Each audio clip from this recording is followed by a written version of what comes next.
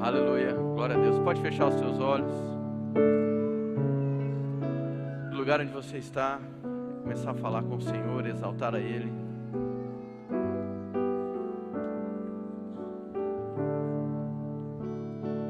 Você cantou sobre a vitória dEle.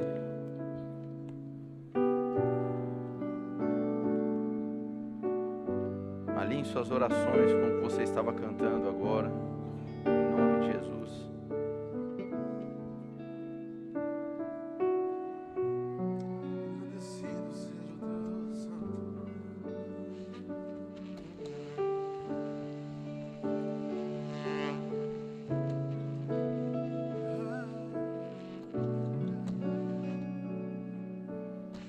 Com as suas palavras, da sua maneira, exalte a Ele. Seja espontâneo na sua adoração.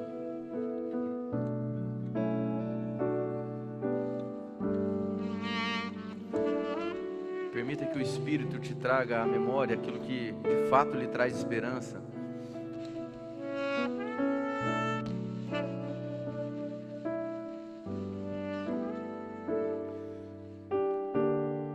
Deixe a gratidão fluir pelos teus lábios. Gratidão diante de um Deus que revela um amor tão persistente, um amor que dura para sempre, um amor que te traz para perto, que é capaz de transformar a tristeza em glória, capaz de trazer vida onde já havia morte.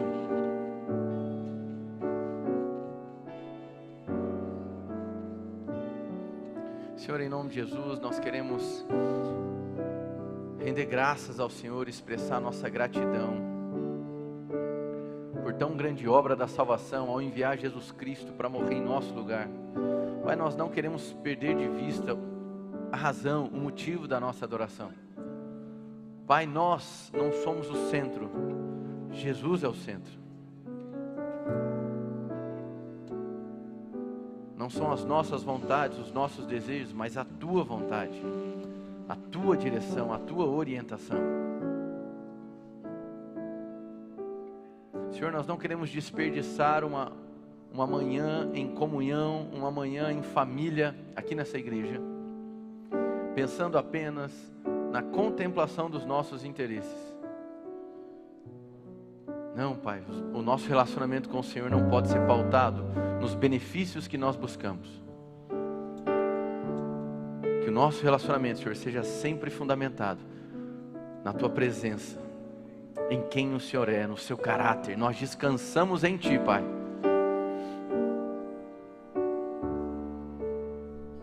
A Tua presença para nós é suficiente. A Tua presença para nós é suficiente. Pai, te agradecemos pelo auxílio do Teu Santo Espírito, pois somente a atuação do Teu Santo Espírito é capaz de convencer o homem do pecado, da justiça e do juízo. Não é lógica humana, não é convencimento humano. Senhor, nós como homens, nós podemos até cooperar com boas ferramentas, mas uma transformação de fato só vem por meio da ação do Teu Santo Espírito. E nós aqui, Pai, nos apresentamos totalmente dispostos e expostos à transformação que o Teu Espírito anseia para as nossas vidas, para que dessa maneira as nossas vidas possam estar alinhadas com a Tua vontade e assim possamos glorificar ao Senhor.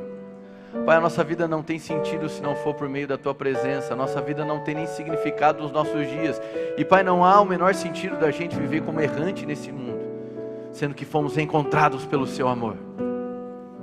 Que nessa manhã, Pai, durante a mensagem, também durante o momento de observação do sacramento, da ceia, que nós possamos, Pai, ser reavivados nessa santa e digna memória da obra vitoriosa do Seu Filho Jesus naquela cruz. Nós chamamos, Te honramos e Te engrandecemos em nome de Jesus, amém e amém. Você pode honrar ao Senhor com um barulho santo no seu lugar.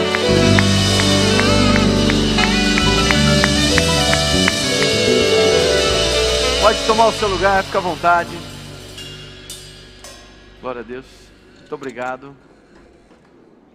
Amém. Graças a Deus. Glória a Deus, irmãos. Bom, que alegria estar aqui com vocês. Bom dia. Bom dia.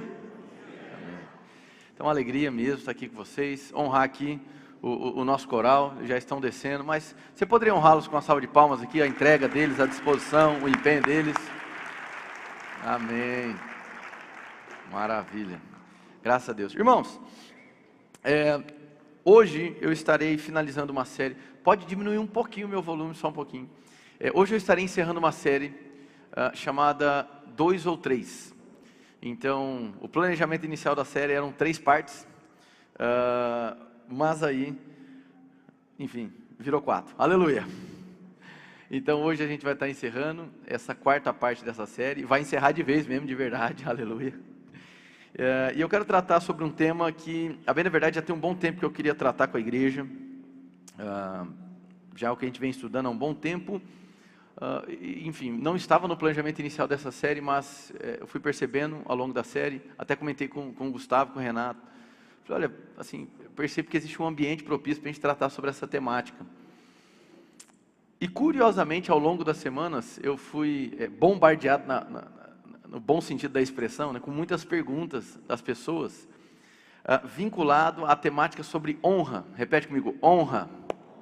Amém. E ultimamente, né, muitas notícias acontecendo aí sobre a questão da honra, algumas interpretações bíblicas no que diz respeito à honra, às autoridades, mas não é a ênfase da mensagem, ok? Tratar sobre honra em autoridades do Estado, etc. Não é isso, mas muitas perguntas vinculadas a isso.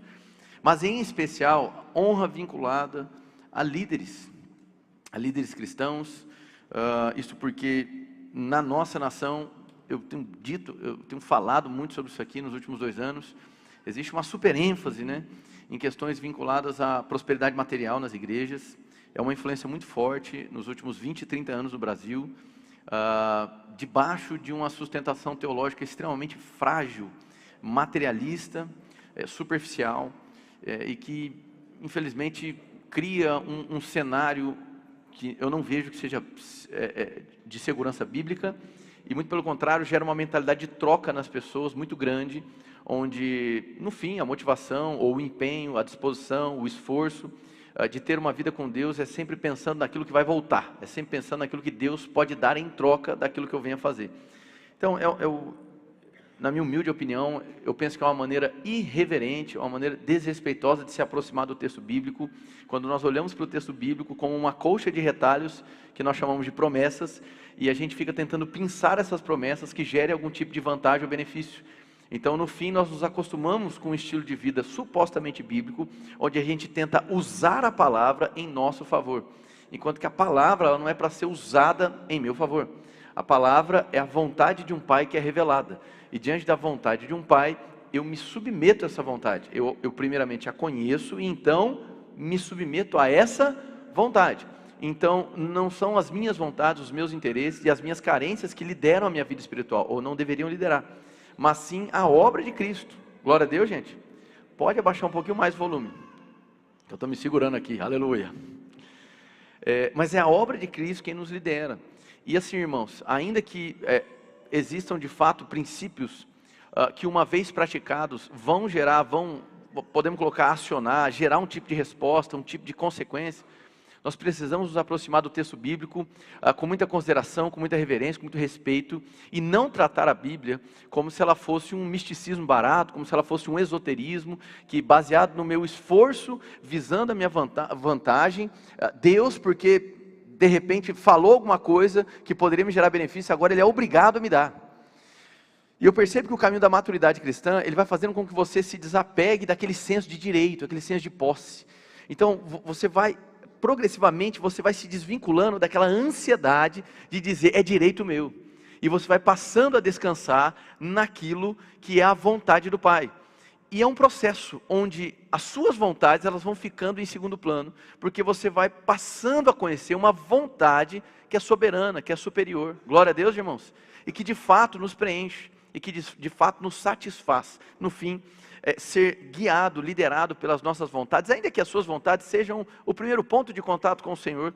Amém? É extremamente natural a nossa primeira aproximação com o Evangelho a partir de necessidades, a partir de conflitos, de crises, coisas que nos doem, das nossas carências. Então nós buscamos, está tudo bem, esse é o começo de caminhar de todo mundo. A maturidade cristã, o processo de caminhada, ela vai te ensinando que na verdade é uma transformação de dentro para fora e também uma troca, aí sim, uma troca no sentido das minhas vontades já não guiarem mais o processo, mas a vontade de Deus. Glória a Deus. Amém, irmãos? E no que diz respeito à honra, é possível perceber ensinos completamente equivocados, abusivos, enfim, e são lamentáveis, irmãos, lamentáveis, coercitivos, que colocam as pessoas contra a parede, que colocam as pessoas dentro de um sistema de culpa, de condenação, e a partir de textos bíblicos mal interpretados. E eu quero até fazer um parênteses aqui, irmãos, talvez você está chegando, ou você é da casa há muito tempo. Irmãos, quando nós questionamos, interpretações equivocadas das Escrituras, nós não estamos nos colocando como assim, o oráculo da verdade, amém? É com humildade que a gente faz isso, entendendo que ao longo da história da igreja existe um caminho saudável no que diz respeito ao conhecimento das Escrituras. Aquilo que, embora seja difícil de definir os seus limites, é possível de se conhecer, aquilo que nós chamamos de ortodoxia. Então existe um caminho ortodoxo no que diz respeito ao conhecimento das Escrituras. E de tempos em tempos, de épocas em épocas, o que existe são movimentos que extrapolam a ortodoxia das Escrituras, extrapolam o conhecimento bíblico que é seguro, é saudável, e dentro desse caminho ortodoxo, dentro desse caminho seguro, existe sim amplas discussões, existem interpretações que são passíveis de compreensão, interpretações que sim são válidas para o debate. Então assim, existem pontos que não ferem a salvação, que não ferem doutrinas muito bem estabelecidas na igreja, e é totalmente possível de se perceber distinções, e essas distinções não significa que uma é uma heresia e a outra não. Amém, irmãos? E é por isso que mesmo que no protestantismo a gente tenha tanta pluralidade, etc., existe uma pluralidade de manifestação, até mesmo de doutrina, de dogma, mas que respeita o texto bíblico. E aí você tem também movimentos que aí extrapolam o texto bíblico. E geralmente esses movimentos, eles partem de uma absolutização de alguns textos.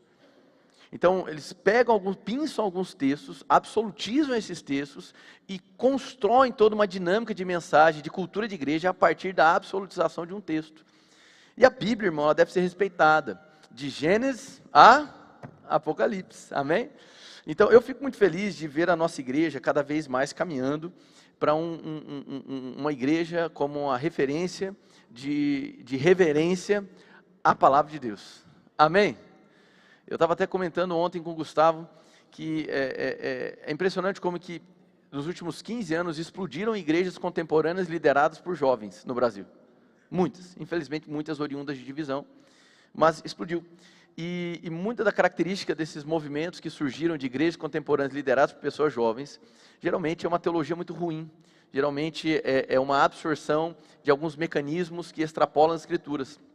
E eu vejo que nós temos esse santo encargo de ser, ainda que uma liderança jovem, numa igreja contemporânea, ser uma igreja bíblica e que reverencia as Escrituras.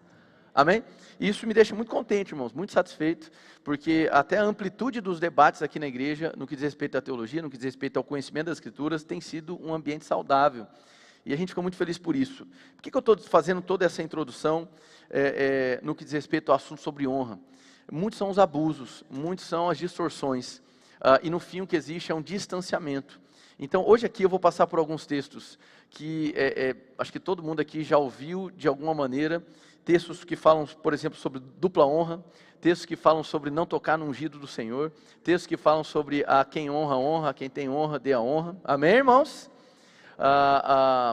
Assim, uma infinidade de textos que simplesmente as pessoas estão colocando numa perspectiva equivocada e onde ministros do Senhor, que deveriam ser aqueles que aproximam as pessoas para a mesa, têm se tornado aqueles que estão cada vez mais distantes das pessoas, se tornando cada vez mais distintos no que diz respeito à família de Deus.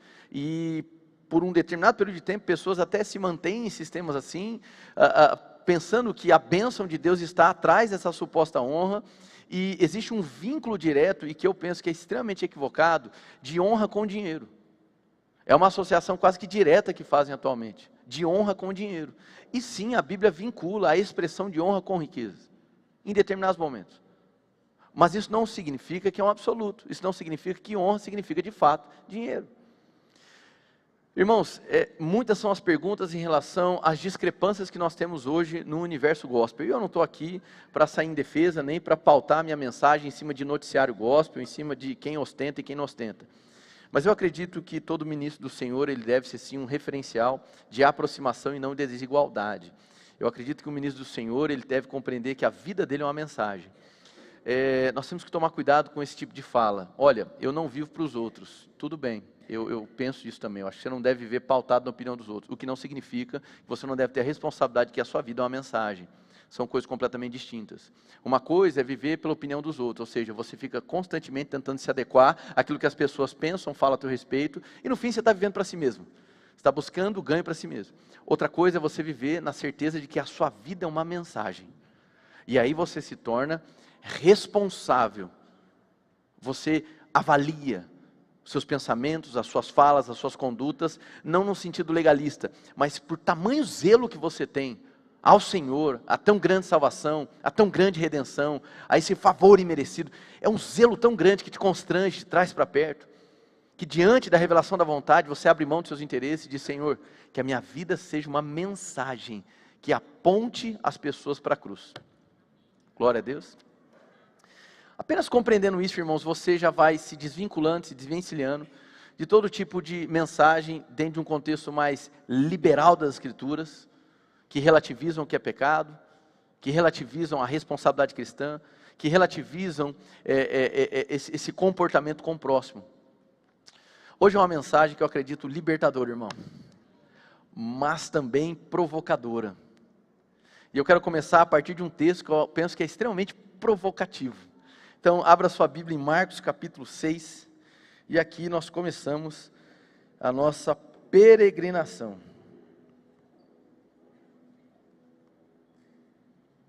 Marcos capítulo 6, versículo 1 ao 6.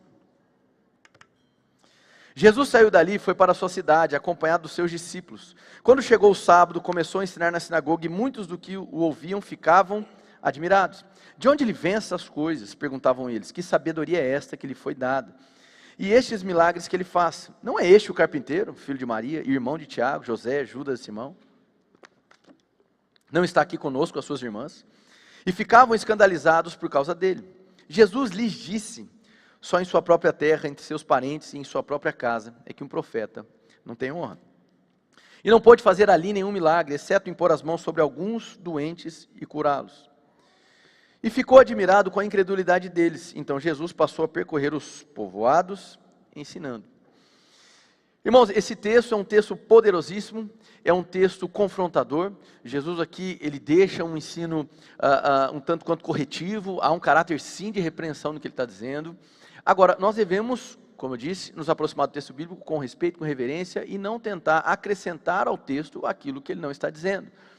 Ora, o mesmo Jesus, que nós cremos que é Deus, que trouxe essa fala sobre não ter honra na própria casa, é o mesmo Jesus que, sendo Deus, juntamente com a atuação do Espírito Santo, a Trindade foi quem cunhou, vamos trazer assim, dentre os 10 mandamentos, um mandamento que é sobre honrar o teu pai e a tua mãe, e assim os seus dias serão prolongados. Uma promessa, já deixando muito claro que tipo de consequência que vem a afetar a nossa vida. Então, soaria um tanto contraditório nós pegarmos esse tipo de fala e quase que entrar uma aceitação acrítica em relação ao relacionamento dentro de casa. Então algumas pessoas pegam esse tipo de texto de maneira acrítica e pensam: bom, se nem Jesus teve honra na própria casa, então eu não posso esperar que haja honra dentro de casa. Só que é o mesmo Jesus que, pensando numa dinâmica de trindade, que cunhou um mandamento. Ora, se ele cunha um mandamento, se ele expõe um mandamento, significa que esse mandamento ele é possível de ser praticado. Quem concorda comigo? Amém?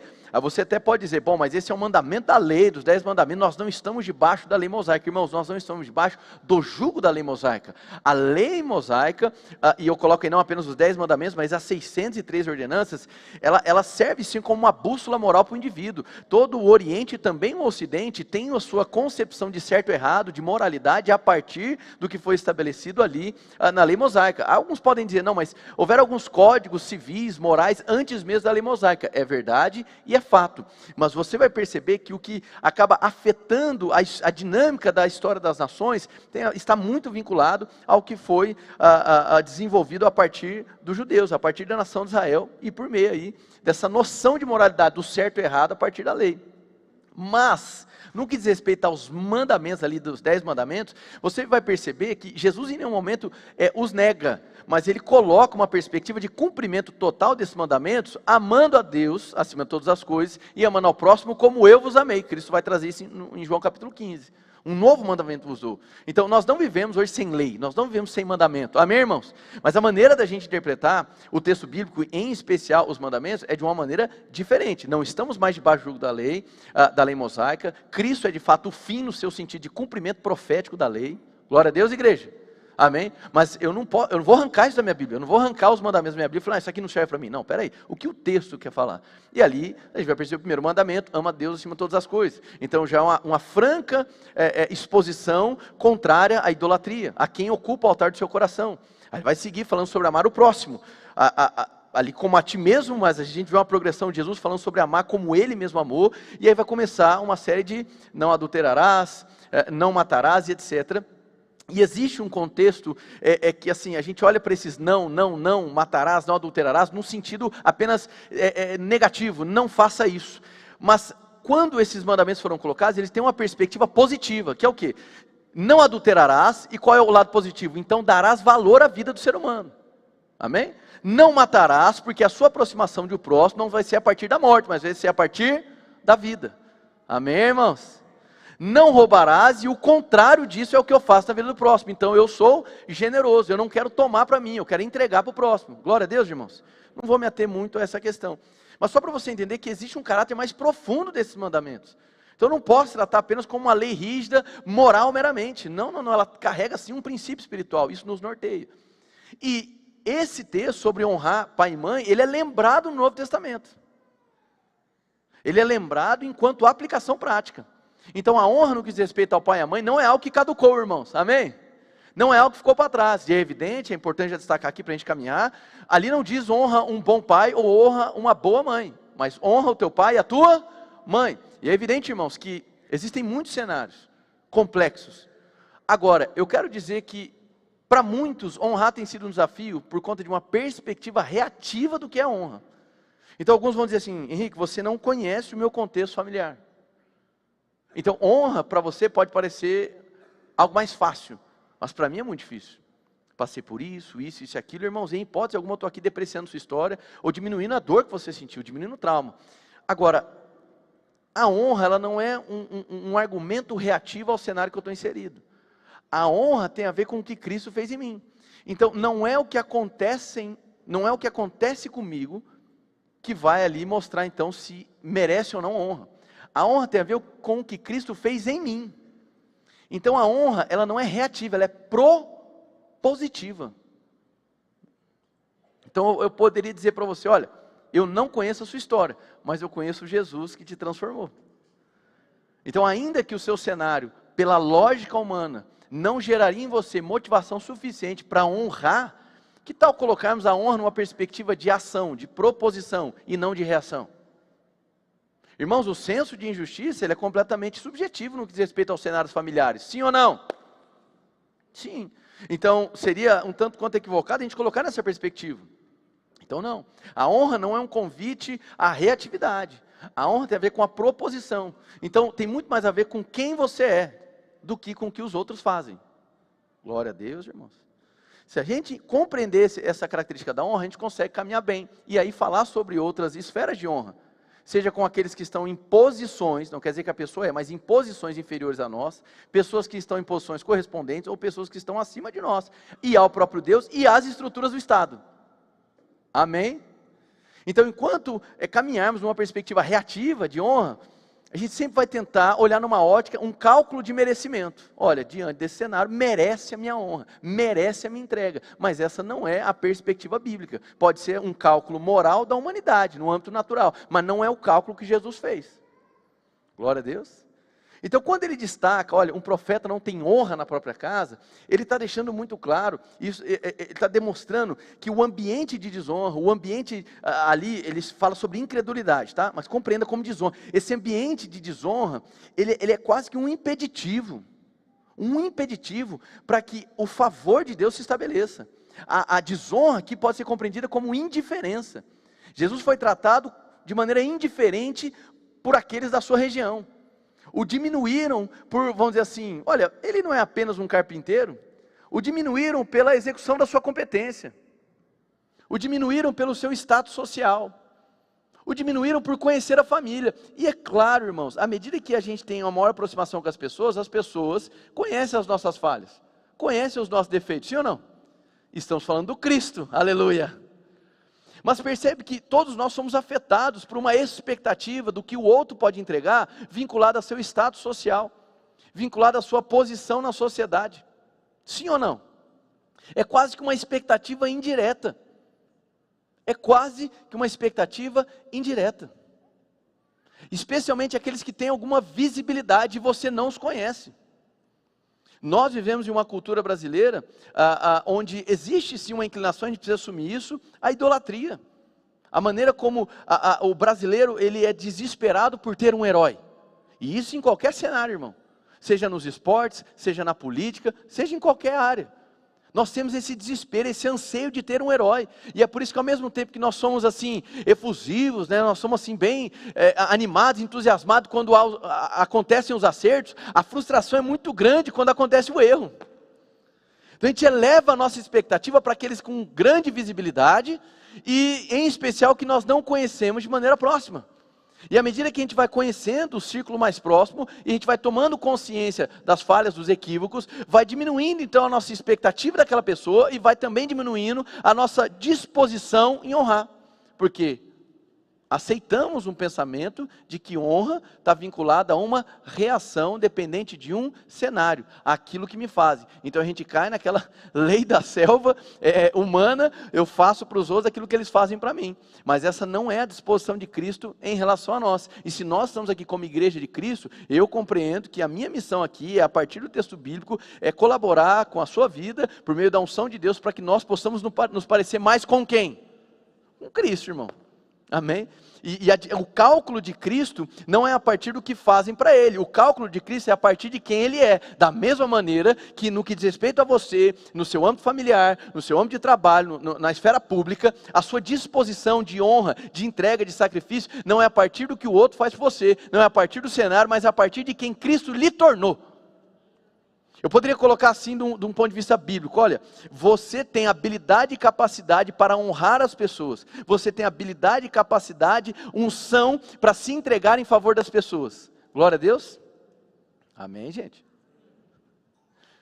Então a honra não está vinculada ao cenário, a honra está vinculada à disposição, está vinculada a quem você é. Então muitas das vezes a sua dificuldade de honra não é só pelo trauma que lhe foi causado, mas está vinculado com a falta de conhecimento do Cristo e de quem você é nele. E isso não significa, irmãos, suavizar o que cometeram contra você. Isso não significa você fechar os olhos para o que fizeram contra você. Ninguém aqui está para relativizar as falhas de ninguém, a gente não está aqui para relativizar as ofensas e os traumas. Amém, irmãos? Existe uma interpretação extremamente equivocada. Tudo bem que eu não vou separar tempo para isso hoje, mas não tem como não pincelar. Existe uma interpretação muito equivocada, extremamente equivocada, sobre Deus odiar o divórcio. Muito equivocada. E muitas mulheres hoje sofrem, não se veem abertas a sair de um relacionamento completamente abusivo, muitas das vezes envolvendo violência doméstica, porque ao se aproximar dos seus líderes espirituais, o que recebem é o quê? Ora, irmã, Deus odeia o divórcio. E bom, se você está chegando aqui, é bom que você já saiba, eu prefiro uma mulher separada do que uma mulher morta. Amém? Aí, irmão, se você quiser colocar o rótulo em mim, que eu defendo demais as mulheres, tudo bem, entra no clube, aleluia. Amém? ou por conta de uma falha de compreensão teológica, uma falha de interpretação, pega esse texto do ódio de Deus em relação ao divórcio, assimila o ódio de Deus ao nosso ódio, num sentido assim, sabe, apenas de um desgosto, de uma tristeza, enquanto que o ódio de Deus tem a ver com a sua franca oposição, aquilo que é pecaminoso, aquilo que afronta, mas da mesma maneira como Deus odeia uma separação sem motivo algum, Deus também odeia o abuso, Deus odeia o abuso moral, Deus odeia o abuso psicológico, Deus odeia a violência doméstica, amém, irmãos? Deus odeia todo tipo de abandono, de humilhação, de menosprezo, e tem muitas mulheres traumatizadas, humilhadas, abandonadas dentro de casa, e presas numa teologia ruim, que muitas vezes seus líderes espirituais colocam, que a perspectiva de honra é aguentar calada. Amém?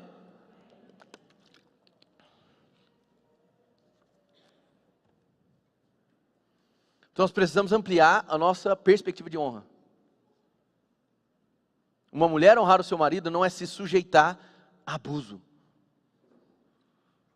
Não é ficar calada diante do abandono e nem da violência. Glória a Deus. Então é possível construir um caminho de honra dentro de casa. É possível. Irmãos, deixa eu dizer uma coisa. A obra de Cristo, uma vez consumada na cruz do Calvário, não foi para estabelecer uma hierarquia. Foi para começar uma família.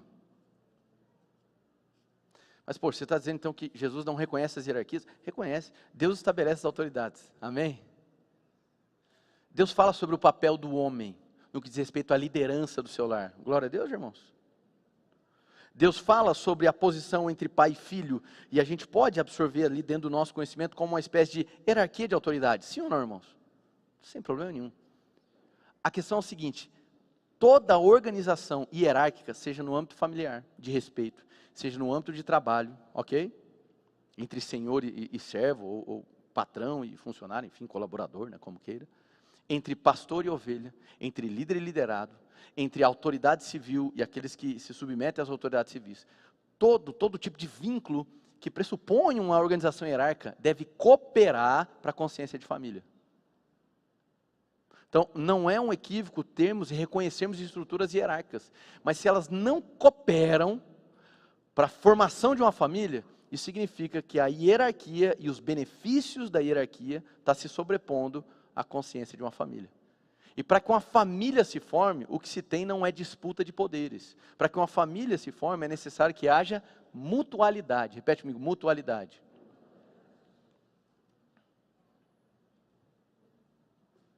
Então tem muitos homens dentro de casa reivindicando uma honra, a partir de um pensamento equivocado, de que pelo simples fato dele ser homem, ele deve ser quase que venerado dentro de casa.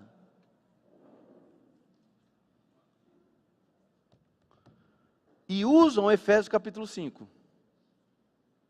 A mulher tem que ser submissa.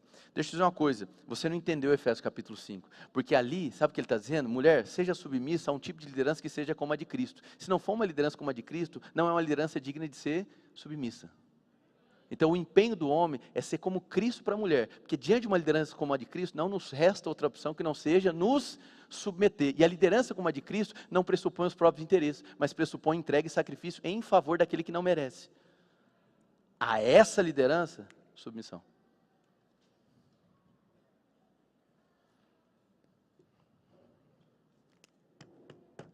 O pastor podia ter acabado na parte 3.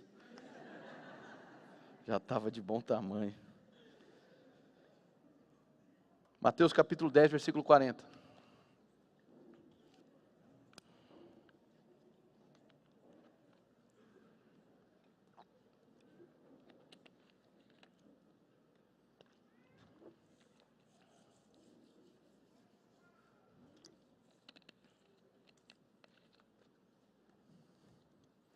Mateus 10, 40. Quem recebe vocês, recebe a mim. E quem me recebe, recebe aquele que me enviou. Então aqui, uma expressão importante da Trindade. Receber a Cristo é receber ao Pai, honrar a Cristo é honrar ao Pai. 41. Quem recebe um profeta, porque ele é profeta, receberá a recompensa do profeta. E quem recebe um justo, porque ele é justo, receberá a recompensa de um justo. E se alguém der, mesmo que seja apenas um copo de água fria, a um desses pequeninos, porque ele é meu discípulo, eu lhes asseguro que não perderá a sua recompensa. Irmãos, nós precisamos compreender algo. Toda vez que alguém tenta reduzir recompensa a questões materiais no tempo presente, está fazendo um reducionismo das Escrituras. Tá? Vou citar um texto célebre. Hebreus capítulo 11, versículo 6, quando diz sobre sem fé é impossível agradar a Deus, porque Deus se agrada daqueles que o buscam, etc. E Ele é galardoador, ou recompensador daqueles que o buscam, certo? Esse texto de Hebreus 11, 6, ele está vinculado com Hebreus 10. E Hebreus 10 está falando da recompensa na eternidade. Então, é no mínimo uma infantilidade espiritual pensar que andar em fé é um tipo de troca que eu faço para Deus me dar uma recompensa material. É reduzir o Evangelho. Você está reduzindo o Evangelho. Então não é essa a perspectiva. Deus não está... O mesmo Cristo que levantou Mamon, enquanto assim uma entidade por trás da avareza, da ganância, não faz sentido, é uma incoerência. O mesmo Cristo que confronta essa atuação de submissão a Mamon, ou seja, desesperado pelo dinheiro, vaidoso, ganancioso, avarento, agora te colocar numa perspectiva ansiosa por matéria, ansiosa por riqueza, não faz o menor sentido. Amém? Então, quando ele fala sobre recompensa, o texto bíblico ele tende a apontar para a eternidade, ou um vínculo com a própria presença de Deus. Ora, quando nós olhamos para Josué capítulo 1, parece que nós temos um faro para pensar na bênção material que havia na terra prometida. Só que a ênfase de Deus para Josué, na transição de Moisés para Josué é o quê? Eu estarei contigo, porque mais importante, mais Senhor na nossa vida do que a própria terra, do que a própria promessa, é aquele que fala conosco, é aquele que nos acompanha, é aquele que nos entrega a promessa. Amém? Então, assim, é fato, existem muitas promessas em nosso favor, em nossa direção, e nós não merecemos nenhuma delas. É a graça de Deus, é a misericórdia dele. Agora, o importante é que você não se perca, que você não idolatre mais o cumprimento da promessa do que o próprio emissário da promessa, que é Deus. Nós somos tendenciosos a isso. Noé foi tendencioso a isso diante do fruto da vinha, diante da reconstrução, do recomeço. Ele se embriaga com um fruto, ele se embriaga com aquilo que seria o cumprimento de algo. Então nós somos assim, tremendamente convidados, inspirados pelo Espírito Santo a não nos perdermos com aquilo que o próprio Senhor é capaz de nos dar. E Ele dá, irmão, infinitamente mais do que pedimos, do que pensamos ou do que imaginamos. Amém? Então nós temos que sair dessa disposição onde, bom, a minha honra é para arrancar de Deus o que me falta. A minha honra é para arrancar de Deus a recompensa que era para o profeta. Se era para o profeta e eu honro, eu quero para mim também. Não é essa a perspectiva. Um profeta, olhando para o Antigo Testamento, Jesus está aqui no Novo Testamento, mas ele está observando sobre o ministério profético diante de uma perspectiva mais ampla. E o profeta, antes de tudo, ele era filho de uma tradição. O que é isso? Ele era o responsável pela transmissão de uma tradição das Escrituras, da lei. Glória a Deus. O profeta ele tinha um íntimo comprometimento com a lei, com a palavra, daquilo que se conhecia como palavra. Então, um profeta na antiga aliança, ele tinha esse compromisso de ser uma expressão profética, eterna, do que era a palavra de Deus. Ele não pode pensar que o profeta era apenas alguém que viu o futuro. O profeta, diante da sua submissão à tradição, ele era alguém que tinha uma perspectiva de presente e também do futuro. Ele fazia o diagnóstico profético, acusatório, do pecado do povo, do pecado dos reis, dos pecados dos sacerdotes, ok? E ele também olhava para frente no sentido da restauração. E como um profeta, um guardião da lei de Deus, da palavra de Deus, ele fazia esse contraste e entregava a profecia. Por isso nós vamos perceber um tom dos profetas, alguns num sentido mais acusatório, como Isaías, Miqueias, por exemplo, Amós. E você vai ter outros que vão ter um tom mais de restauração. Ou então, geralmente, esse padrão duplo. Acusação, mas também perspectiva de restauração. Quem entendeu, diga amém. Então, aqui, nós precisamos entender que existem alguns níveis que Jesus está deixando muito claro. Como eu disse, não há problema na hierarquia, desde que a hierarquia não prejudique a formação de uma família. Isso começa dentro de casa, isso também no trabalho, isso também na igreja. E aqui ele está falando sobre honrar ao Senhor. Aí ele dá sequência e vai falar sobre profetas. Aí ele vai falar sobre justos e vai falar sobre os pequeninos. Ora, vamos pensar aqui comigo. Jesus está deixando muito claro que é possível ter esse vínculo de honra, tanto com ele, quanto pessoas, vamos dizer, que nós reconhecemos como autoridades espirituais, como lideranças espirituais, amém? Existe um vínculo de honra? Existe. O que é equivocado é a expectativa de recompensa de bênçãos materiais. O equívoco é esse desespero materialista, de fazer algo pensando na troca. Quem está entendendo, diga amém. O que não anula o princípio, o que não anula o cuidado, o que não anula o zelo com aqueles que Deus levanta como autoridade espiritual na sua vida. Glória a Deus, irmãos. Agora, uma liderança espiritual, por exemplo, eu não sou a cobertura espiritual da sua vida, irmão. Como assim, pastor? Pelo amor de Deus. E agora? Escolhe, eu ou o sangue de Jesus? Vai. Pronto. As pessoas misturaram estar debaixo de uma liderança que é saudável com cobertura espiritual que só o sangue é capaz de fazer. Misturaram, irmão, misturaram. E aí a partir disso fica fazendo ameaça. Se sair da minha cobertura. Percebe? Coerção, ameaça, tutela, controle, manipulação. Nojeiro, irmão. Isso é nojento. Aí as pessoas se frustram com a igreja. Não é com a igreja, irmão. A igreja de Jesus, ela é maravilhosa. É o corpo de Cristo, irmão. Imaculado. Coisa mais linda. Amém? O problema é a bagunça que se chama de igreja.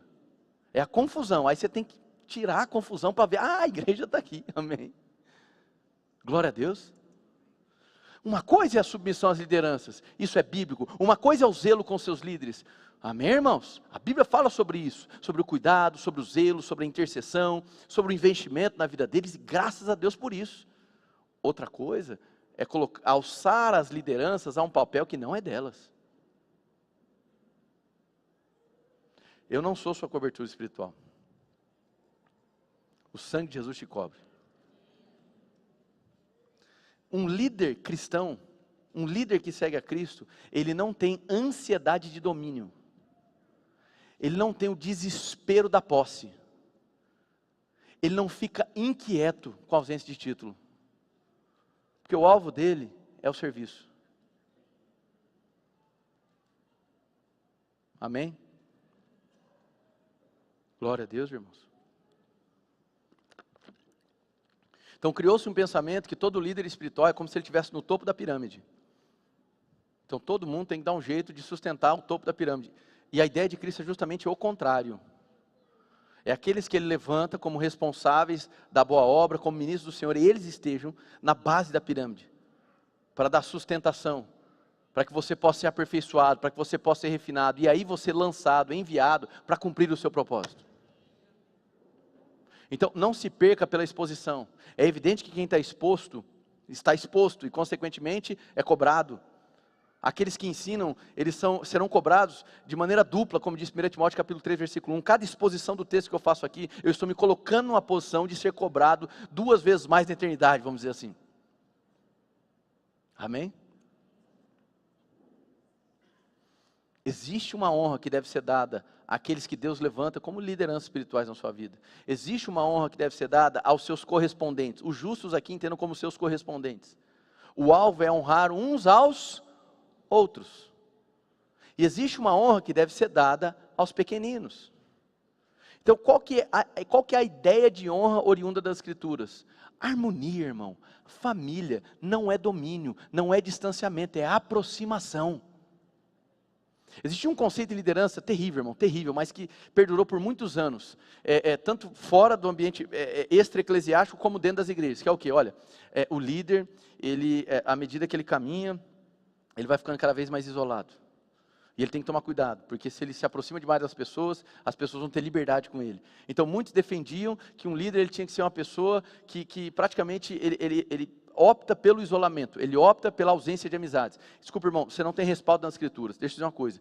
Na minha posição, existem decisões que eu vou tomar, na minha posição enquanto pastor da igreja, que elas são decisões solitárias. Amém? Isso não quer dizer que o estilo de vida é esse.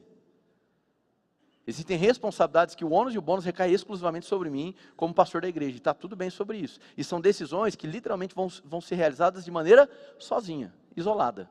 O que não quer dizer que esse é o estilo de vida. E uma das coisas mais gloriosas que eu tenho, e eu posso dizer, irmão, isso eu posso bater no peito e falar, é que desde a fundação desse ministério, eu convivo entre amigos. Eu convivo entre amigos. E o ambiente de amizade é um ambiente saudável. Então criou-se o pensamento que um líder não pode apresentar suas vulnerabilidades, que isso feriria a sua estrutura de autoridade. Não é assim, irmão, não é assim. O próprio Cristo diante do Getsemane diz o quê? Eu quero que vocês orem comigo, me sustentem em oração para esse momento que eu vou passar. Glória a Deus, irmãos. Você acha que foi o quê? Indiferença de Jesus? Se Jesus fosse indiferente com a negação de Pedro, você acha que ele ia voltar para falar com Pedro, irmão? A gente fala assim, não, mas é que Pedro negou Jesus porque Jesus curou a sogra dele. Irmão, não vá por esse caminho, amém? Amém, irmãos? Não vá por esse caminho. Mas existe um valor que Jesus dava para os seus, para aqueles que caminhavam com ele. Então, um líder que tem medo de fazer amizades, de construir amizades, é porque no fim é um líder frágil. É um líder que no fim o que sustenta a liderança dele apenas é a competência que ele tem. Mas ninguém consegue ter ampla competência o tempo todo. Então se eu pudesse dar um conselho aqui para vocês cultivem amizades. Cultivem amizades espirituais. Ainda que existam decisões na sua vida que você vai ter que fazer, assumir o bônus, enfim, de maneira isolada, sozinho. Eu passo por isso também. Mas o seu estilo de vida não precisa ser esse estilo de vida onde você simplesmente olha para o lado e não tem ninguém. A vontade de Deus é que nós possamos formar família. A vontade de Deus é que nós possamos cultivar amizades espirituais. E isso se faz no terreno da honra. Ou seja, eu não espero um cenário. Eu vou lá e proponho. Eu vou lá e sou ativo. Eu não sou reativo. Eu não fico esperando o cenário se formar ao meu redor. Eu proponho isso. Eu sou propositivo. Eu aproximo as pessoas à mesa. Eu trago elas para a mesa. O eu aqui, eu estou me colocando no seu lugar, amém, irmão? Eu vou até as pessoas, eu me direciono até elas, eu me aproximo, eu não fico ali orgulhoso e fechado, e sim, bom, eu não sei se vão me aceitar, irmão, entenda, aquele que não deveria te aceitar por conta do seu pecado, te aceitou, te trouxe para perto, glória a Deus, irmãos. Então pronto, parte dessa aceitação, você está buscando aceitação, parte da aceitação de Cristo, que te aceitou dentro da porcaria que você era, assim como me aceitou na porcaria que eu era, amém, irmãos? E assim como a amizade com Cristo foi te modelando e te refinando, acredita que é possível sim que por meio das amizades você seja aperfeiçoado, você possa ser refinado. A gente precisa entender, irmãos, que hoje existe um subjetivismo no que diz respeito a como Deus pode falar conosco. Deus fala por meio de visões? Fala. Deus fala por meio de profecia? Fala. Mas quais são as maneiras mais catedráticas que Deus fala conosco? Pela palavra e por meio de pessoas, irmãos. É um padrão amplamente bíblico. Deus respondendo com palavra ou respondendo em forma de gente. Só que às vezes nós nos perdemos numa expectativa mística de que sempre tem que ser algo completamente espetacular. E no desespero de espetacular perdemos o que é sobrenatural. E uma amizade pode ser a resposta sobrenatural de Deus para a sua vida. E uma amizade não significa que vai ter sempre a resposta que você precisa, mas pode lhe honrar com a companhia, pode lhe honrar com a amizade, pode lhe honrar e dizer assim, olha, eu não tenho nenhuma solução para te entregar, mas eu tenho a minha companhia para a gente enfrentar isso junto. A gente vive num mundo tão resolutivista, esse desespero pelo resultado, esse desespero da solução. A gente vive tanto um tempo onde é tudo ou nada, já percebeu? É sempre tudo ou nada. Eu estava percebendo assim, o padrões das propagandas que tem no Instagram e etc. Ou nos cursos que vendem. É geralmente assim, compre isso agora, ou então você não terá nada. Faça isso agora, ou você continuará sem saber nada. É sempre tudo ou nada. É sempre você vai ser a melhor pessoa, ou você vai continuar sendo burro isolado da sociedade. Né? É um tom de ameaça, para que se você não participar, você se sinta desfavorecido, você se sinta atrasado, e isso vai gerando cada vez mais ansiedade, desespero, porque você está em busca da solução mais rápida. Não, irmãos, amizades elas não vão satisfazer essa busca da solução mais rápida, porque uma amizade às vezes vai olhar para você e falar assim, não tenho o que falar, mas eu quero te dizer que independente do cenário, eu estarei contigo. Sabe o que é isso? Honra. Porque honra envolve abnegação, honra envolve renúncia, honra envolve sacrifício, envolve um respeito, uma distinção. O problema é diminuir a conceituação de honra apenas para autoridades, aqueles que estão acima de nós. Hierarquicamente, isso é real. Ok? Existem aqueles que em autoridades, liderança, estão acima de nós. Está tudo bem. E é por isso que o texto é muito claro. Honrar ao Senhor, honrar os profetas, entendo os profetas como uma figura espiritual acima, ok? Os justos, correspondência, e aos pequeninos. Então, vamos dizer assim, é uma honra em 4 dimensões, ok? Ao Senhor, aos que estão acima, aos correspondentes, aos que estão abaixo. Então, honra não é apenas um desespero dos menores para conseguir um tipo de aceitação com os maiores. Isso não faz o menor sentido, isso é abusivo e tem muita gente abusando do texto bíblico nesse sentido. Se você está até aqui, diga amém. Então vai lá para Salmo 105, versículo 15. Vamos lá, vamos então agora para os textos um pouquinho mais espinhosos. Está claro até aqui, irmãos? Amém. Salmo 105, versículo 15. Não toquem nos meus... Isso aqui é maravilhoso, irmão, amém? Isso aqui é uma maravilha. Não toquem nos meus ungidos, não maltratem os meus profetas. Quando você se aproxima de um texto bíblico, você precisa perguntar, com quem ele está falando? A quem ele está se referindo? Vamos ler o versículo 12, joga no 12. Quando ainda eram poucos, um punhado de peregrinos na terra, 13. E vagueavam de nação em nação, de um reino a outro, 14. Ele não permitiu que ninguém os oprimisse, mas a favor deles repreendeu reis, dizendo, 15, não toquem nos meus ungidos, não maltratem os meus profetas. Os ungidos aqui não está falando de um grupo sacerdotal específico, não está falando só da ordem profética que anunciava os oráculos de Deus no Antigo Testamento. Aqui está falando de quem? Do povo de Deus, do Israel do Senhor. O texto está falando sobre estes, sobre os quais pairavam ali, né, a presença de Deus. Então ele está se referindo a um povo, e esses profetas, é porque a própria nação de Israel, ela era como um referencial profético para todas as demais nações. Aí você pode dizer assim, não, mas espera aí, tem um personagem que evocou esse texto. Teve, Davi. Quando trazem a morte de Saul para ele, 1 Samuel capítulo 26, salvo engano, versículo 9, vão trazer para ele justamente, olha, tal pessoa chega, um mensageiro, e vai falar que Saul morreu, e etc., e tenta colocar como se ele fosse ali o assassino. Então, Davi evoca esse texto, ele vai levantar esse texto, sobre não ferir os ungidos. Mas em que sentido que ele quis colocar aquilo? Que se deve rezar uma cartilha, uma submissão absoluta às lideranças? Não, mas o coração de Davi era o seguinte, ele foi alguém colocado por Deus, segundo a vontade do povo, mas colocado por Deus. Então, a repulsa de Davi, a resposta de Davi, evocando essa expressão, sobre não tocar o ungido, não é no sentido de que os reis ou as figuras que estão em posição de autoridade, que elas são intocáveis, inacessíveis, e que tudo que elas fazem deve ser observado. Não é isso que o texto está falando.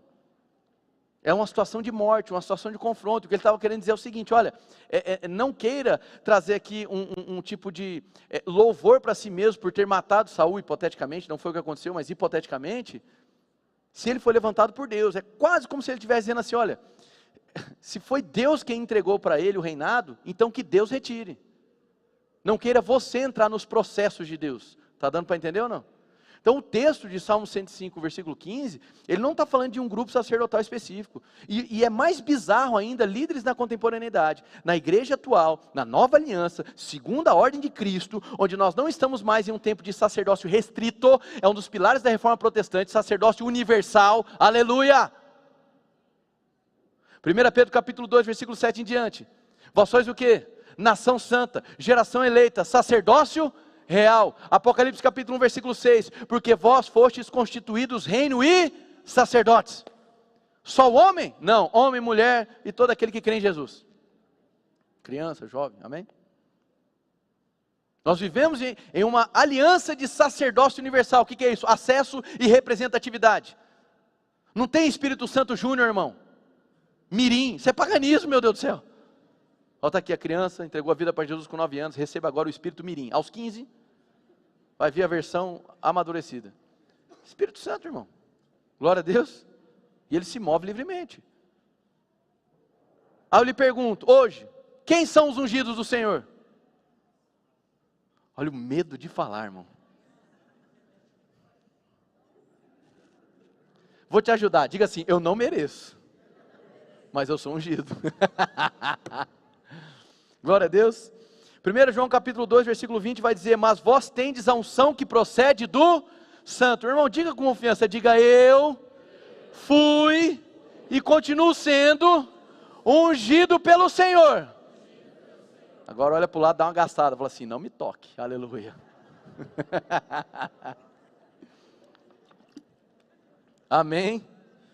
Então não, presta atenção, um líder segundo a ordem de Cristo, um pastor, uma autoridade, ele não precisa evocar um texto fora de contexto para fortalecer sua autoridade.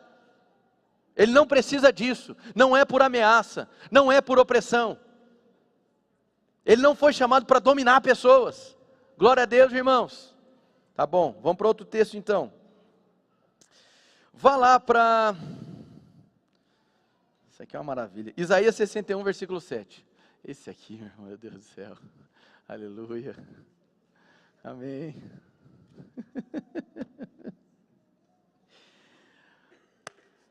Aleluia. Nós vamos quebrar 35 campanhas com esse texto agora.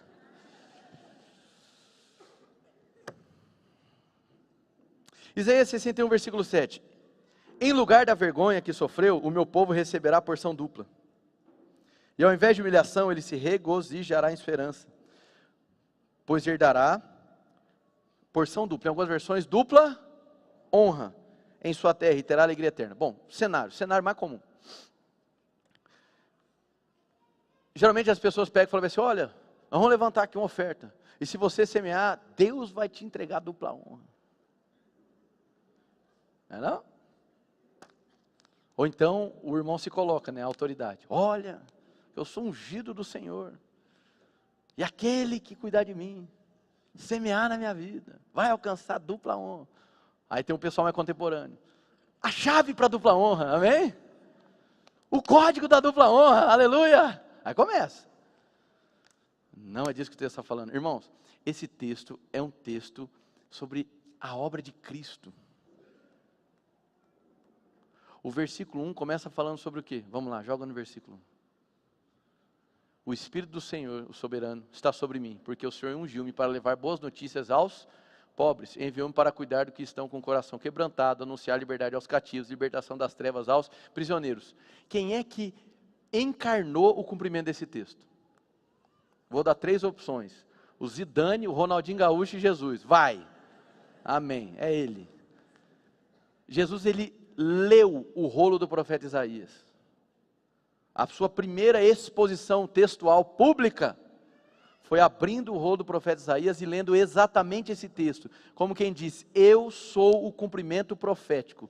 Irmãos, você pegar um texto que Jesus está evocando para si mesmo, e aí colocar e reduzi-lo a apenas uma expectativa de bênção material, é um salto interpretativo que eu julgo uma ofensa às Escrituras.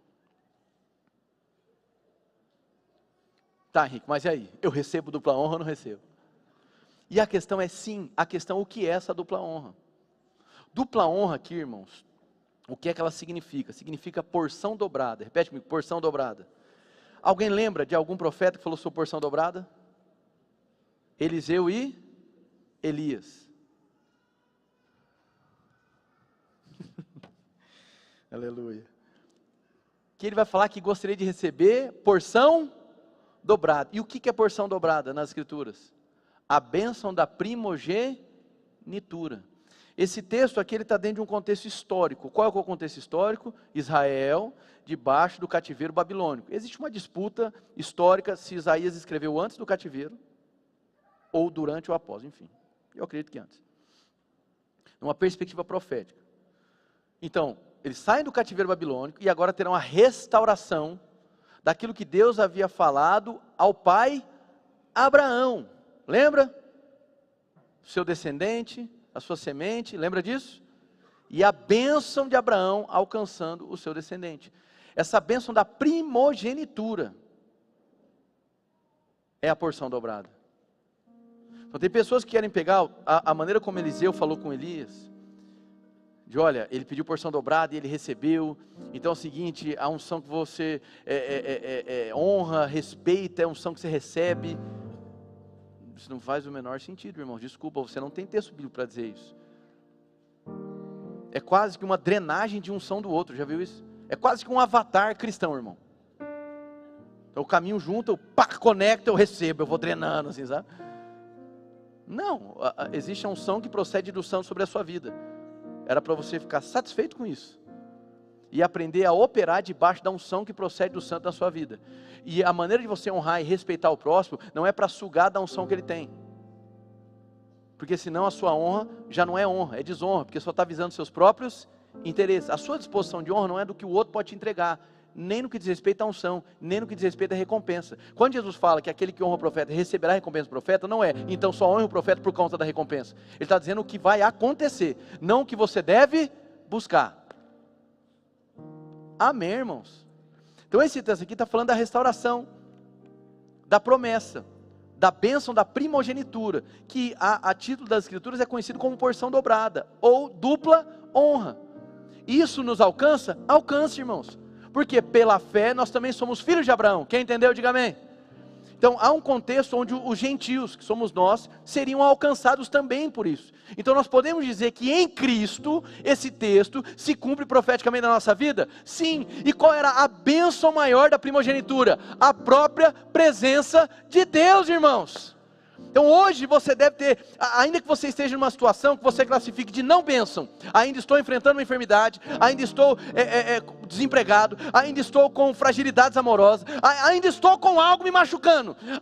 Essa percepção de não bênção, não deveria afetar a sua consciência do que é de fato a bênção. E o que é de fato a bênção, é que mesmo você não merecendo, Ele te amou, Ele te trouxe para perto, Ele perdoou os seus pecados, e entregou, confiou a presença dEle a pecadores que não mereciam nada, irmão.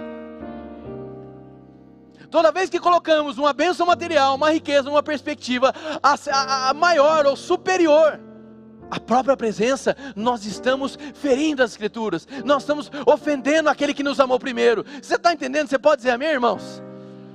Então a presença nos basta, é ela quem vai adiante de nós. A dupla honra, a bênção da primogenitura, eu sei, irmãos, ela vai alcançar também o âmbito material. Ele vai além do que você imagina, Ele vai além do que você pode pensar, do que você pode até pedir. E Ele é seu Pai, Ele sabe o que lhe falta, Ele sabe as suas carências, Ele cuida de você. Agora diz uma coisa, você não ficará satisfeito apenas com o cumprimento de promessa material. Você ficará satisfeito quando começar a desfrutar da consciência da presença de Deus. Glória a Deus, irmãos. Então o contexto é esse. Ele não é um reducionismo para falar de bênçãos materiais. Está falando da própria presença, da restauração da bênção da primogenitura. E hoje nós, mesmo vindo, acredito que a maioria que veio, né, de uma descendência gentílica, ou seja, não éramos o povo da aliança, esse texto nos alcança por meio de Cristo. Henrique, mas eu posso falar que Deus ele troca a vergonha por honra? Claro que sim. É evidente que se nós podemos cantar sobre isso, que Ele troca a tristeza, até cantamos. Sim ou não? É totalmente bíblico, desde que você não reduza a bênção a uma questão de riqueza material. E nem fique por aí pensando que com essa chave, com esse código, você vai acessar a dupla honra. Não, é por meio de Cristo que a dupla honra chega para mim. É por meio dEle, é por meio do sacrifício dEle, não é por meio de uma fórmula comportamental. É por meio do que Cristo fez, do reconhecimento da palavra, de reverência à obra de Cristo. Glória a Deus. 1 Samuel capítulo 2, versículo 30. Vamos, que eu já estou quase encerrando. Vamos ceiar hoje, irmão. Vamos honrar um ao outro hoje. Aleluia. Esse aqui é maravilhoso também. 1 Samuel 2,30. Portanto, o Senhor, Deus de Israel, declara: prometi a sua família e a linhagem de seu pai, que ministrariam diante de mim para sempre. Mas agora o Senhor declara: longe de mim tal coisa, honrarei aqueles que me honram, mas aqueles que me desprezam serão tratados com desprezo. Esse aqui é outro texto também. Que é aquela parada, faz isso que Deus vai te honrar. Deus nos honra, irmão. Sim ou não? Agora, esse texto aqui, ele tem que ser valorizado no seu contexto. E qual é o contexto? Existia um comprometimento de Deus para com Eli. Eli tinha 2 filhos, que era uma bênção, irmão, amém? Hofni e Finéias. Hofni e Finéias, eles macularam o santuário. Eles desrespeitaram as ofertas. Eles corromperam o lugar da adoração. E Eli, ao invés de contestar, confrontar os seus filhos, ele foi conivente com o erro dos filhos. A interpretação de Deus, joga no versículo 29. A interpretação diante desse fato, 1 Samuel 2, 29. A gente vai ler o 29 e o 30 agora para você entender. Não, Samuel 2, 29. Aí depois vai para o 30. Para a gente ler junto aqui. Porque vocês zombam de meu sacrifício e da oferta que determinei para a minha habitação. Porque você honra seus filhos mais do que a mim. Está entendendo agora o contexto do texto? Amém? Então, Eli, ao invés de projetar a sua honra ao Senhor, agora ele projetou a honra aos seus filhos. E essa projeção de honra aos seus filhos era uma conivência com o pecado dos filhos. Não repreendeu, não corrigiu, não contestou. Isso demonstrou que o coração dele idolatrava o filho e não adorava a Deus. O pecado dos filhos era falta grave. Deixando-os engordar com as melhores partes de todas as ofertas feitas por Israel, o meu povo, versículo 30, agora sim. Portanto, o Senhor Deus de Israel declara: prometi a sua família e a linhagem de seu pai que ministrariam diante de mim para sempre. Então presta atenção aqui, qual é a ênfase da afirmação positiva de Deus? Ministrariam diante de mim para... Então qual é a bênção em questão aqui?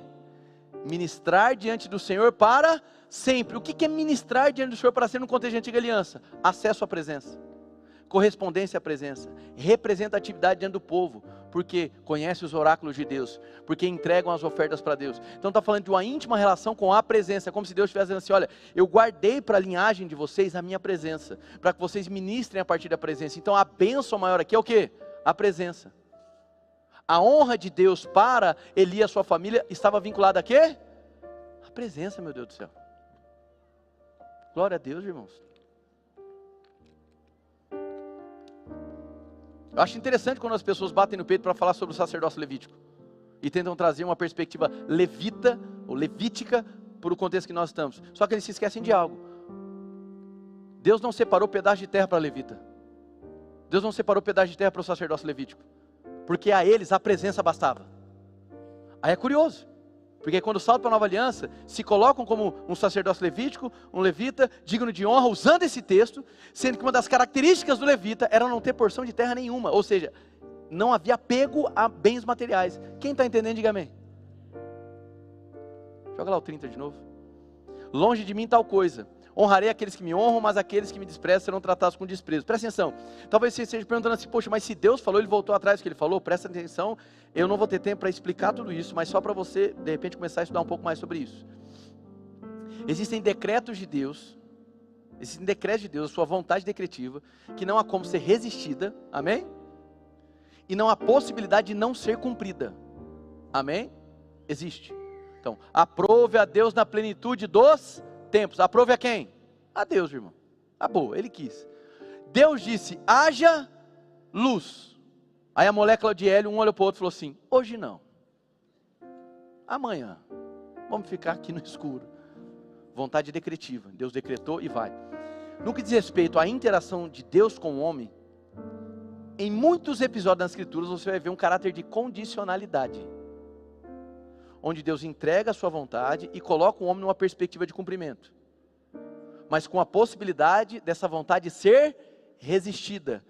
Uma vontade resistida não afeta a soberania de Deus, porque foi a partir da sua soberania, Deus está no comando, governo, controle de todas as coisas, que Ele então é capaz de entregar uma promessa com caráter de condicionalidade. Quem entendeu? Então quando Ele coloca Eli nessa situação, e Ele, entre aspas, volta atrás, não é no sentido de que Deus agora não é mais homem para que minta, homem para que volte atrás, se arrependa. Não, ele continua sendo Deus, mas a disposição da sua promessa era a partir de um caráter de condicionalidade, e foi assim na lei mosaica. Deuteronômio capítulo 28, do versículo 1 ao 15 é o que? As bênçãos da obediência. Do 16 ao 64 é o que? A maldição da desobediência, caráter de condicionalidade. Deu para entender ou não? Então a ênfase aqui do texto, irmão, esse texto não pode ser utilizado nesse sentido, irmãos. Honra quem honra. Então se você me honrar, Deus vai te honrar. Meu irmão, esquece. Não é isso, amém? Mas pastor, eu honrar uma liderança, eu não vou desfrutar de algo? Eu acredito que sim, irmão. Biblicamente falando, é possível de se perceber que existe sim coisas, benefícios que acontecem, um tipo de recompensa que nos alcança, ainda no tempo presente, pela sua disposição de honra, mas não numa perspectiva de troca. A partir do momento que a sua aproximação suposta de honra é a partir de um interesse de você ser beneficiado, já não é mais honra. Acabou. Quem está entendendo?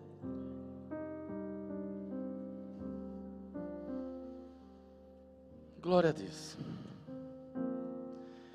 Romanos 12, 10.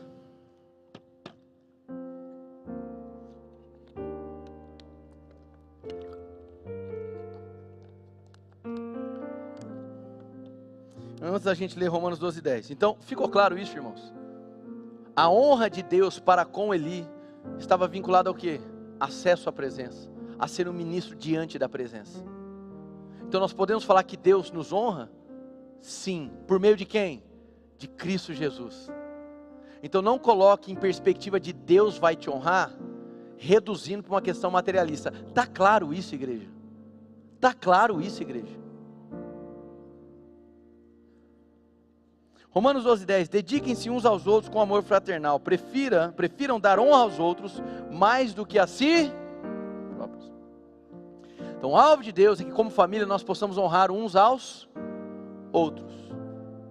Olha a pessoa que está do seu lado, não fiz nenhuma vez hoje, aleluia. Olha a pessoa, fala, meu irmão,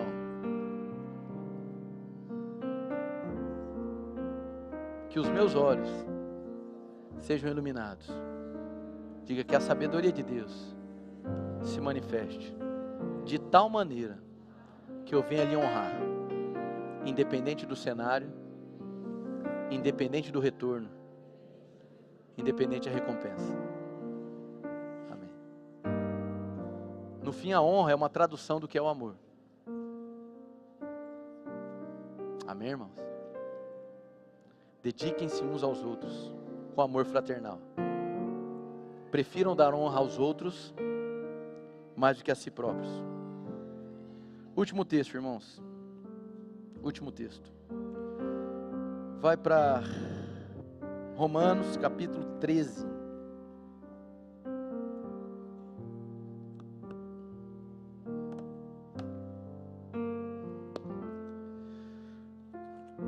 Romanos 13, joga no versículo 1, vamos começar no versículo 1. Eu vou fechar com esse texto, não vou fazer uma exposição longa, bem breve, estou no horário, aleluia, para a ceia.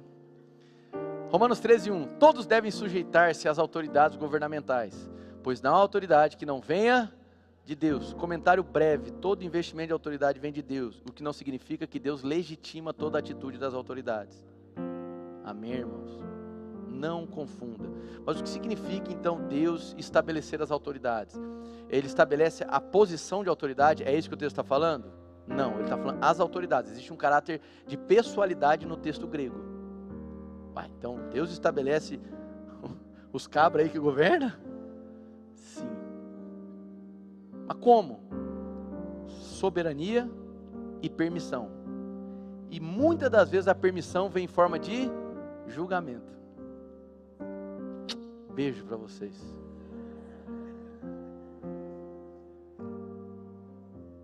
Amém? Levaria muito tempo para a gente entrar nisso. O que eu estou querendo dizer é o seguinte: Deus estabeleceu uma autoridade, não significa Deus concordar com essa autoridade. Não significa Deus legitimar essa autoridade. Eu sei que muita gente tem isso na cabeça. Geralmente o fim da frase é, tem que orar, né, irmão? Né? Assim, orar pelas autoridades aí, né? Irmão, com essa disposição é melhor que nem ore, amém? Uma oraçãozinha sem vergonha não passa do teto, irmão. Então Deus estabelece a autoridade, pela sua soberania, pela sua permissão, por vezes com caráter de julgamento. No fim, os seus representantes são a expressão do seu próprio povo. Soberania, permissão, muitas vezes caráter de julgamento. Pois não, a autoridade que não vem de Deus. As autoridades que existem foram por Ele estabelecidas. Próximo. Portanto, aquele que se rebela contra a autoridade está se opondo contra o que Deus instituiu. E aqueles que assim procedem trazem condenação sobre si mesmos. Presta atenção. O texto ele vai se discorrer a partir de uma perspectiva de uma autoridade segundo um ideal divino. Então o texto aqui, ele não está dizendo assim, não interessa se a autoridade presta ou não presta. O que interessa é você se submeter. O texto está trazendo um ideal de autoridade que está de acordo com a vontade de Deus. Glória a Deus, irmãos. Mas como que você fala isso com tamanha segurança? Porque existem inúmeros textos e os próprios profetas do Antigo Testamento se levantavam contra os monarcas da época, em caráter de julgamento e acusatório. Agora pode julgar? Mas quem falou que não pode, irmão? O quê? Esse pregador contemporâneo que diz que julgar é errado? Que acha que julgar seria uma face oposta ao amor? Uma coisa é julgar o próximo. Glória a Deus.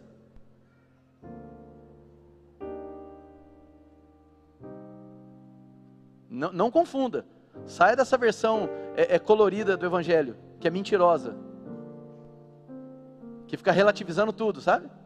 Tudo. Imoralidade. Ah, irmão, julga não, irmão. É assim, ó, só love.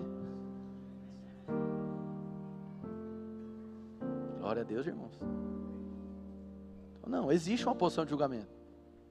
Isso não tem caráter de pessoalidade, mas julgamento sobre autoridades, com toda certeza. A igreja tem esse papel fiscalizador e de julgamento. Em especial, quando há um confronto de uma autoridade civil com o que a palavra diz. Amém, irmãos? Pode até não concordar, o amém é só para eu poder prosseguir. Já falo mais. E aqueles que assim procedem trazem condenação sobre si mesmo. Glória a Deus. Por quê? Porque o investimento de autoridade, de uma autoridade segundo o ideal de Deus, que está alinhado com a vontade de Deus, você desrespeitar essa autoridade que está em harmonia com a vontade de Deus, é desrespeitar o próprio Deus. Quem entendeu agora? Pronto. Portanto, aquele que se rebela contra a autoridade está se opondo contra o que Deus instituiu. E aqueles que assim procedem trazem condenação sobre si mesmo. Já tinha lido. Próximo. Pois os governantes não devem ser temidos, a não ser por aqueles que praticam o mal. Você quer viver livre do medo da autoridade? Pratique o bem e ela o enaltecerá. Próximo. Pois é serva de Deus para o seu bem. Mas se você praticar o mal, tenha medo, pois ela não porta a espada sem motivo. Simples. O texto é muito claro, irmãos, amém? Traz um ideal. Diante do ideal, se há um descumprimento, se há desobediência, você colhe um julgamento. Então, a autoridade não deve ser temida. Mas para aquele que pratica o mal, ele vai temer. Amém? E a autoridade no seu exercício em harmonia com a vontade de Deus, é como o próprio Deus se manifestando. É serva de Deus, agente da justiça para punir quem pratica o mal. O amor protege o inocente, irmão. Vai. Portanto, é necessário que sejamos submissos às autoridades, não apenas por causa da possibilidade de uma punição, mas também por questão de consciência. Isso é um chamado à responsabilidade. Aqui aí muda o tom, aí vai para a maturidade. Então a sua submissão às autoridades, dentro desse ideal de cumprimento da vontade de Deus, de uma autoridade harmônica que não fere as escrituras, não é pelo medo da punição, mas é pela consciência de responsabilidade. Mudou o nível. Próximo. É por isso também que vocês pagam imposto. Isso aqui é uma mensagem pentecostal, aleluia. Pois as autoridades estão a serviço de Deus, sempre dedicadas a esse trabalho, para pagar imposto, irmão. Próximo, aí pronto, aí olha só, a gente leu 6 textos, agora chega no 7º, a turma arranca do contexto, porque fala do quê? Honra, é mole, deem a cada um que lhe é devido, se imposto, imposto, se tributo, tributo, se temor, temor, se honra, honra. O texto está dentro de um contexto de autoridade civil, de submissão. Tanto é que aqui as palavras são distintas: imposto, tributo. Então imposto falava de um tipo de tarifação que era feito para quem tinha acima de 18 anos, a época do Império Romano. O tributo tinha a ver com uma espécie de pedágio, era outro tipo de tributação. Aí depois vai falar sobre o temor, no sentido do temor da punição. E honra quem honra? Que honra? Se há o exercício da honra de uma autoridade que está submissa à vontade de Deus, a essa autoridade nós devemos honra. E o texto aqui, o deem a cada um, ele deixa eu colocar em palavras não complexas, ele tem um caráter de ordem, não de possibilidade, ok? O tempo verbal no grego aqui é quase uma imposição. Tributo, imposto, temor e honra. Então a honra aqui está dentro desse contexto. Por que eu estou dizendo isso, irmãos? E eu encerro mesmo de coração. Nós temos diversos textos. Efésios 4, Hebreus 13, Timóteo, que vai falar excessivamente sobre o zelo e a honra que você deve ter com líderes. Glória a Deus, irmãos. Sem dúvida. Hebreus 13, 17 vai falar sobre obedecer os vossos líderes. Mas está dentro de um contexto de contraste com líderes que abusavam. Então há líderes, irmãos, há pastores, não digo sobre mim, digo qualquer um aí, que seja uma posição de liderança espiritual. Existe sim uma honra que é devida a esses homens e mulheres. Amém, irmãos? mas não é a partir de uma expectativa de troca. E a aproximação não é nesse sentido, bom, se eu me aproximar eu vou receber uma dupla honra. Não é isso. E nem de que porque é um referencial profético, eu vou ter uma recompensa. Não é essa. Nós não precisamos forçar texto bíblico para ter uma dinâmica de honra, uma cultura de honra na nossa igreja. Amém, irmãos? Se a honra é requerida, já não é mais honra. Pastor que sobe no púlpito para falar, vocês têm que me honrar, esquece, irmão. Esquece, é manipulação, não tem outro nome. Tem que me honrar? Faça-me o favor, irmão. Que tem que lhe honrar? Esquece, honra deve ser espontânea. Pode ser manifesta de diversas maneiras. Seja na amizade, seja na mesa, seja com recursos financeiros, seja com o que for. Mas é espontâneo, não é forçado, não é sob ameaça e não é na expectativa de um retorno. Quem entendeu, diga amém. Por quê? Todo tipo de perspectiva, de ameaça, de tutela, de controle, de manipulação, não favorece a família, não favorece a harmonia relacional, muito pelo contrário, distorce, fere, afasta. A nossa autoridade, ela cresce na aproximação e não no distanciamento. Talvez na dinâmica do mundo sim, quanto mais distante, uau, tudo bem. Mas no âmbito de família de fé não, é quanto maior a aproximação. Glória a Deus, irmãos. E deve haver zelo sim dos representantes da palavra. Nas cartas pastorais Paulo é muito enfático. Olha, se surgir alguma acusação contra alguém, 1 Timóteo 5, que esteja no ministério, que seja acompanhado de duas testemunhas, de outras testemunhas. Por quê? Quanto maior a exposição, maior também o risco das críticas, sim ou não, irmãos? Totalmente natural. Mas essa tentativa de autoblindagem das críticas, da perseguição, forçando o texto bíblico para criar uma espécie de honra, esquece, isso é caído, isso é diabólico, isso é manipulação. Nós não precisamos disso. E aí, irmão, cada um seja espontâneo na sua expressão de honra. Honre seu marido, esposa. Honre a sua esposa, marido. Honre seus filhos. Filhos, honrem os seus pais. Honre as suas lideranças. Honre as autoridades civis. Honre, irmão. Isso não quer dizer concordar. Eu separei um texto. Eu gostaria de ler para vocês. É um texto bem curto. De um teólogo que eu tenho muita afeição. Chama Kenner Terra. E ele vai falar sobre submissão a autoridades. Posso fechar com esse texto? Ele vai dizer o que significa orar pelas autoridades.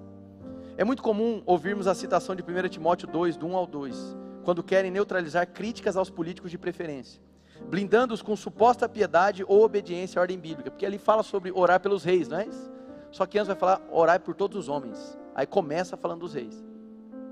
Contudo, duas coisas precisam ser consideradas para interpretarmos bem esse texto. Primeiro, a epístola pastoral orienta que as orações devem ser dirigidas a todos os homens, aos reis e, numa tradução literal, aos que estão em eminência, posição elevada.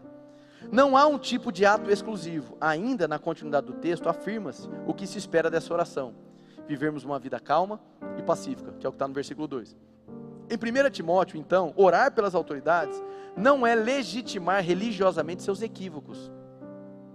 Em outras palavras, não tenha político de estimação. Espiritualizar suas injustiças ou acertar pacificamente como um sinal de fidelidade a Deus os desmandos dos que ocupam cargos públicos, qualquer que seja. Aliás, como diz Romanos 13, idealmente, as autoridades são instrumentos de Deus para promoverem o bem. Quando assim não fazem, devem receber nossas duras e proféticas críticas. Glória a Deus. Não há uma proibição nas Escrituras no que diz respeito a um caráter profético acusatório contra governos que proliferam o mal. Muito pelo contrário, você vai ter profetas que são levantados na antiga aliança com esse caráter de denúncia. Amém, irmãos? E eu sei que a tendência é a gente sempre virar o nariz em relação às autoridades, etc. Só não faça da sua aversão a determinado político também uma idolatria. A idolatria da rejeição. Glória a Deus, irmãos. Amém. Então assim, eu espero de todo o coração que eu tenha conseguido ser assertivo com vocês no assunto sobre honra. E em nome de Jesus, nós não precisamos forçar texto para criar uma cultura de honra. A cultura de honra se desenvolve na espontaneidade. Glória a Deus, irmãos. A aproximação deve ser completamente desvinculada de interesse, apenas de ser Cristo na vida do próximo, em todos os níveis. A Deus, aos líderes que Deus coloca diante de você, aos seus, entre aspas, iguais aqui, tá? Aos justos e aos pequeninos. Quem entendeu, diga um amém bem forte, dá um glória a Deus aí. Amém. Irmãos, nós vamos agora partir para a ceia. E eu gostaria que você virasse a sua cadeira em direção à mesa. Obrigado, gente.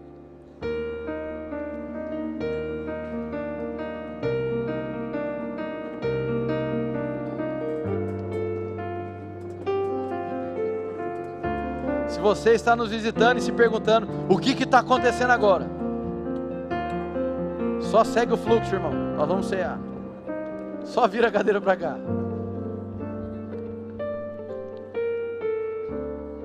Glória a Deus. Vamos fechar os nossos olhos por um instante? Todos de olhos fechados.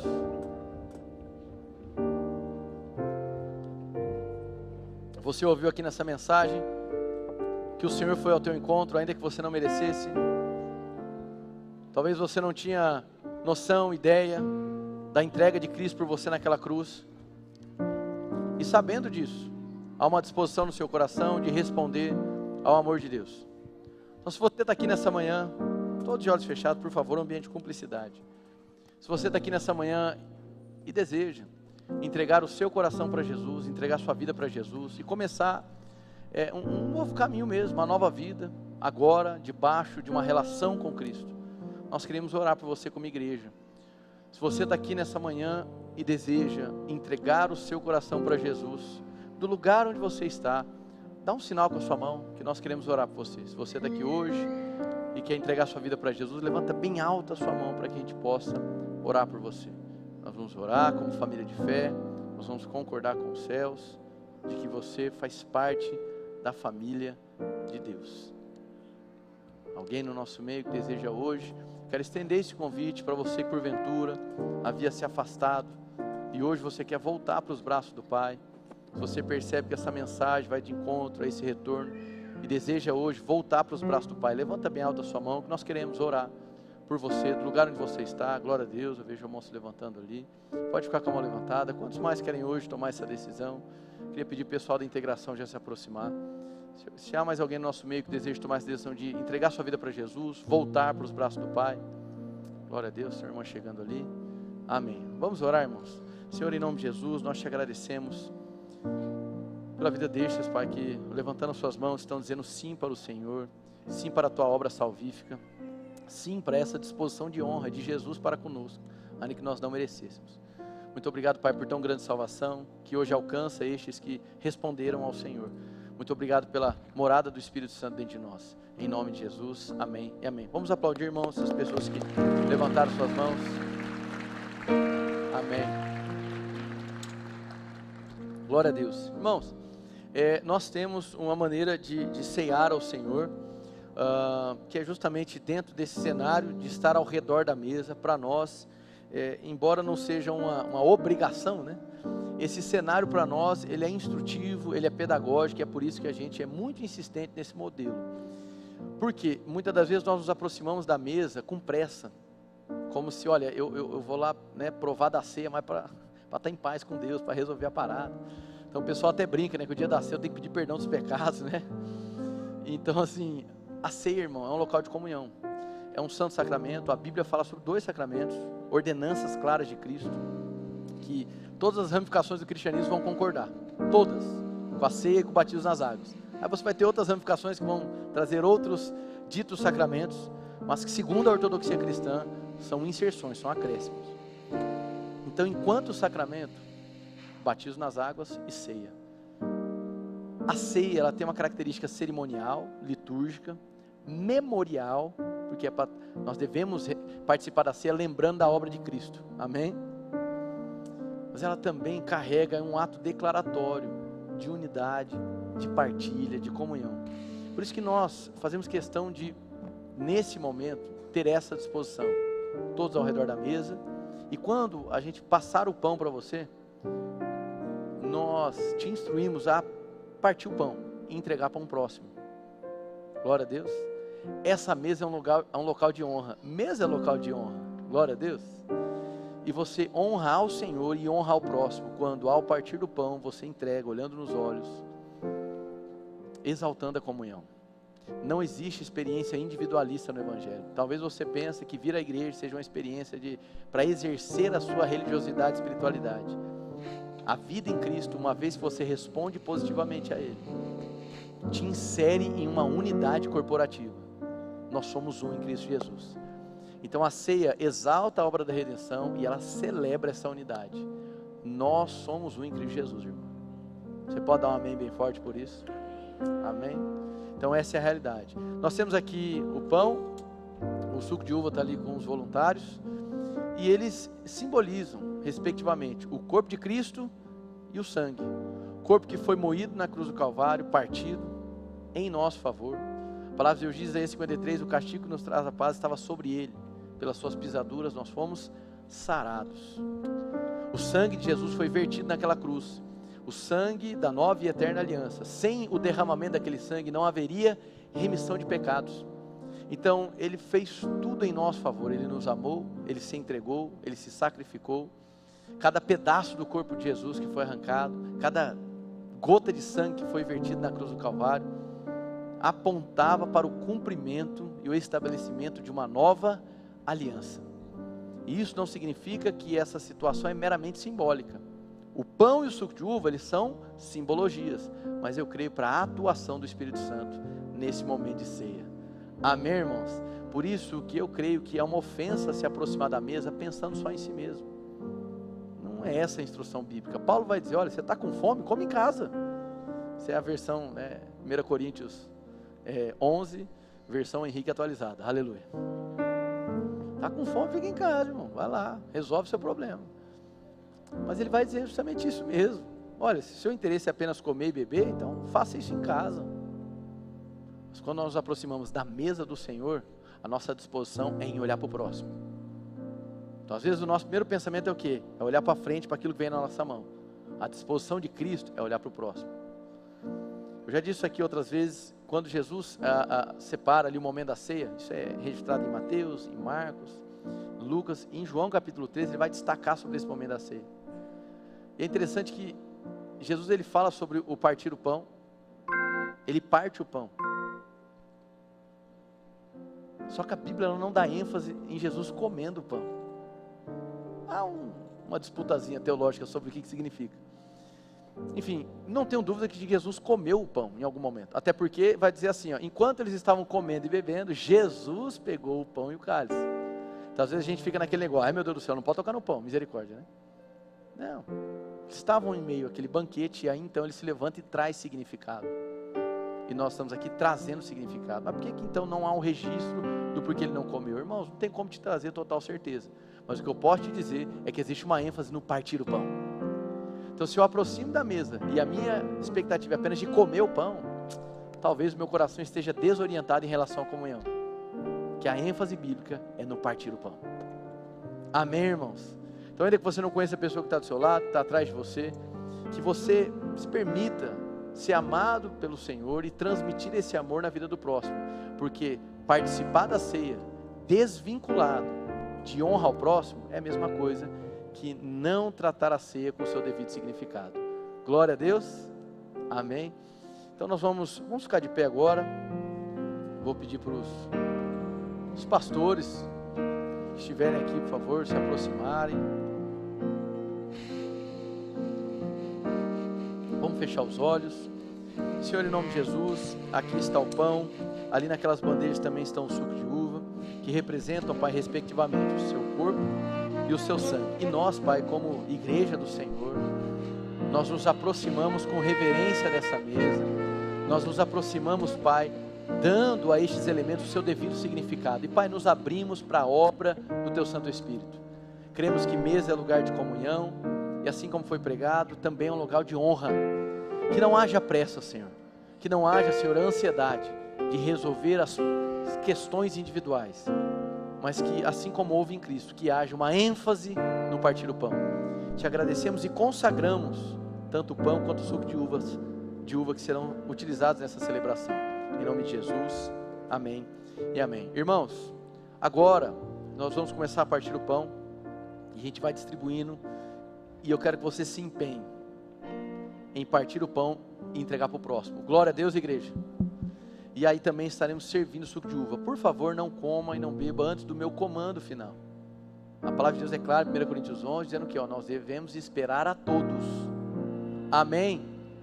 Glória a Deus. Então é isso, enquanto isso, o nosso coral vai estar ministrando. Em nome de Jesus. Pai nosso, somos em Cristo. Não esqueça de falar algo para o seu irmão, olhando nos olhos, amém?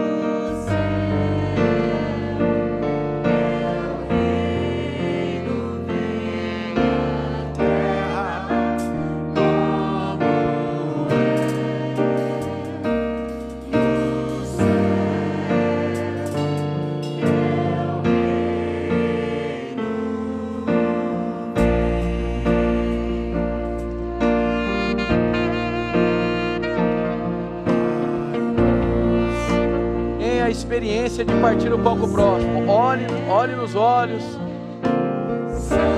fale algo, uma deixa de comunhão.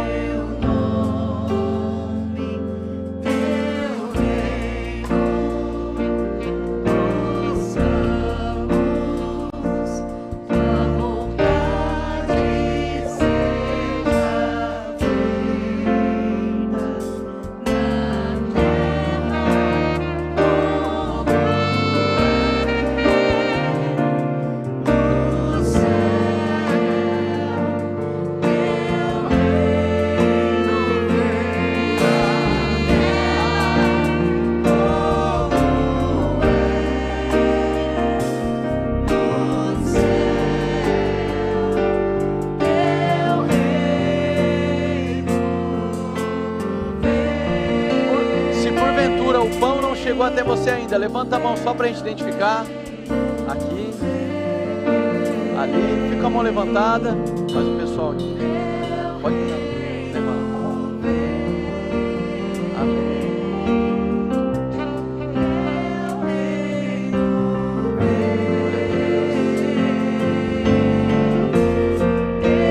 Vamos lá. Se certifique de que haja alguém do seu lado que ainda não está com pão, parte o pão com ela.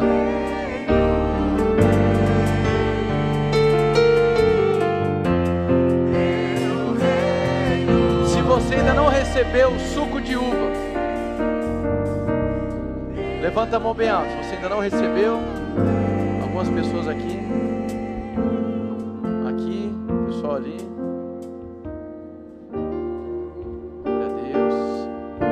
Ali no fundo, está chegando. O pessoal do coral já foram servidos aí, todos? Amém. Os voluntários estão servindo, né? Mais o pessoal ali atrás, por favor. Há mais alguém sem pão? Se ainda não chegou o pão para você, levanta bem alta a sua mão. Desse lado aqui já foram todos. Amém. Suco de uva que não chegou para você ainda, levanta a mão bem alta. O pessoal lá atrás. Glória a Deus.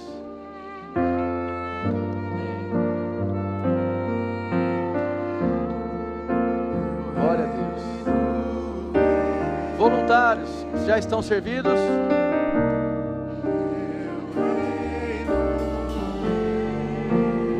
Amém, amém.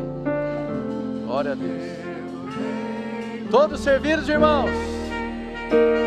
Amém. Então vamos lá.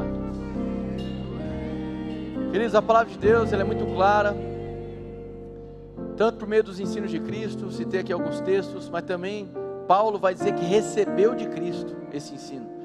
1 Coríntios capítulo 11, versículo 23 em diante, ele vai fazer esse ato memorial, dizendo que Jesus, no dia em que foi traído, tomando o pão, partiu e entregou, partilhou.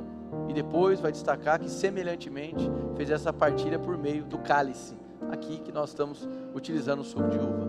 Então primeiro, debaixo dessa consciência do corpo que foi moído, da redenção que foi feita mediante esse derramamento de sangue, nós vamos primeiramente participar do pão. Vamos todos.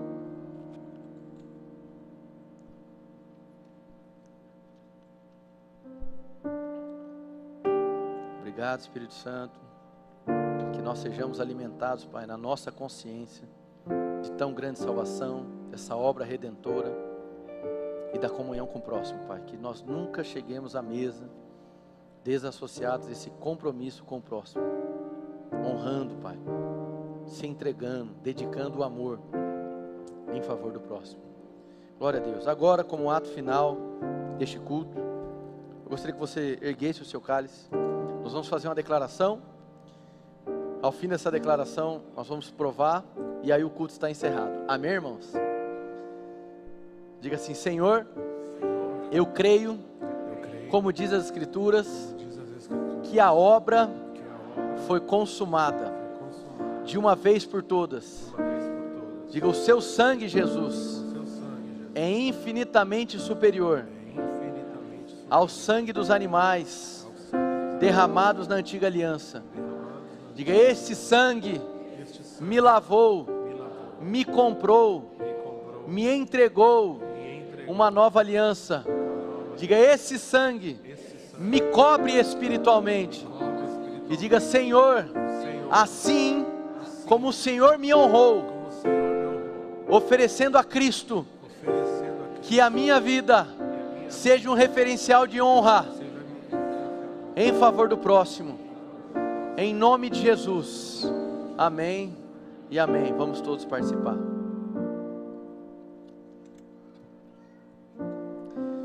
Glória a Deus, irmãos. Dá um abraço na pessoa que está do seu lado. Tenha um ótimo domingo. Até semana que vem. Ele venceu.